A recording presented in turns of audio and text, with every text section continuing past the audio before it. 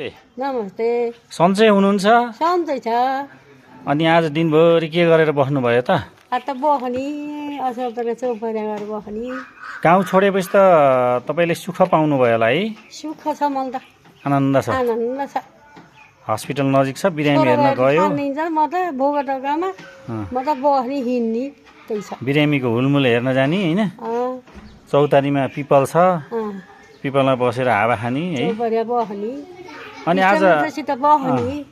आज फेरि धागो काट्न छोडेर त्यतिकै काट्न नभएको बरालिनु भएछ? आज काट्न नभएको हो र?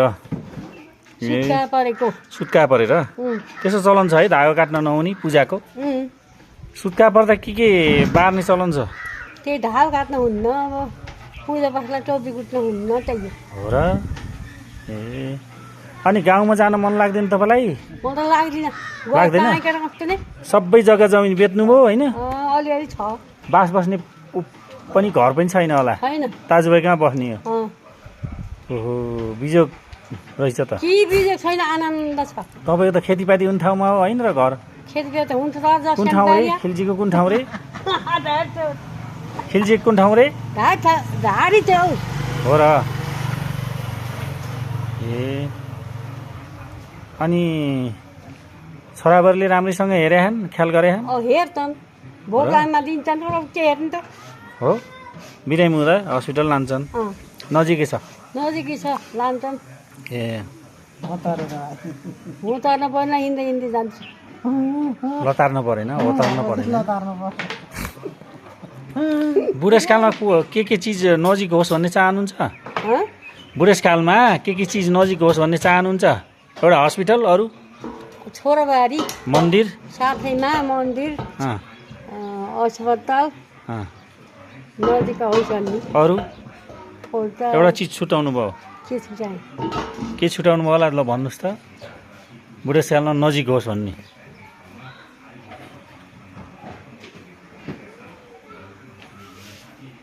के होला? बाथरुम नजिक होस्, बिस्तारा पनि नजिक होस्, छोराबारी पनि नजिकै हुन्, अस्पताल पनि नजिकै छ। तपाईँको कुरा सुनेर अर्की आमा मुसु मुसु हाँस्नु आयो। यिनलाई पनि रहर लागेको होला। हो, यिनलाई पनि रहर लागेको होला। तपाईँ कति वर्षकै हुनुभयो नढाँटिकन भन्नुहोस् त? म त 76मा लागेँ असल झडक।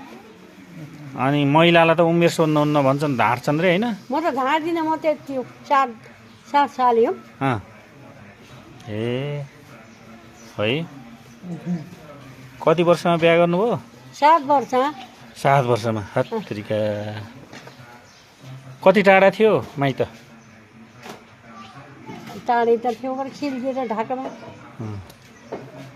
अनि यो बेला त भजन कीर्तन गर्ने होइन र? होला गर रमाइलो पनि हुन्थ्यो साँझमा, धेरै ठाउँमा त्यो भजन कीर्तन गर्छन्। एक्लै गर्न भएन, के हुन्न? ल एउटा भजन गाउनु त।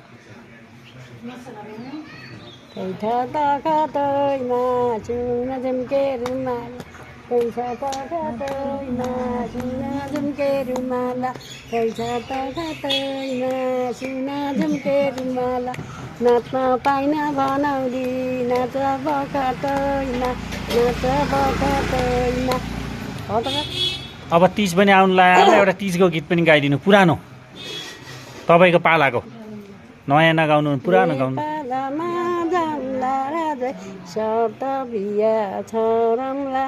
बनका जरा दुखीले खाला बढिलो, दुखी गरमला तब भगवानले वैकुण्ठमा बास। अनि यो बेलामा त अहिले खेत रोप्ने बेला पनि हो होइन? वाली भन्छ नि, वाली गाउन जान्नुहुन्छ? जान्छु। त्यो पनि गाइदिनु ल एउटा, ल गाइदिनु। आज रोपाइ भोलि रोपाइ केरौका बिरौला, केरौका बिरौला, लौ त बालौ लौ, लौ त बालौ लौ, केरौका बिरौला, केरौका बिरौला। मरिन् र भनी जो मरि गइन् बाँचे ताती रामला आहाई बाँचे ताती रामला। ल साह्रै राम्रो गाउनु भयो आमा। ल ल धन्यवाद।